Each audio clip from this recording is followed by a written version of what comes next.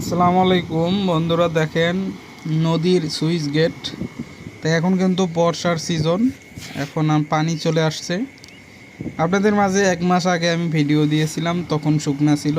তো এখন বর্ষার সিজনে দেখেন কিভাবে নদী দিয়ে পানি যাচ্ছে। সুইচ গেটগুলো খোলা আছে। তা আমি এরপর দেখাবো ওই পাশে পিছনটা। তা ওই পাশে দেখাচ্ছি, এই যে দেখেন এটা হচ্ছে পিছন পাশে পানি যাচ্ছে। তা এই সুন্দর ভিডিওটি আপনাদের মাঝে শেয়ার করতেছি, সুইচ গেট পানি সহ বর্ষাকাল।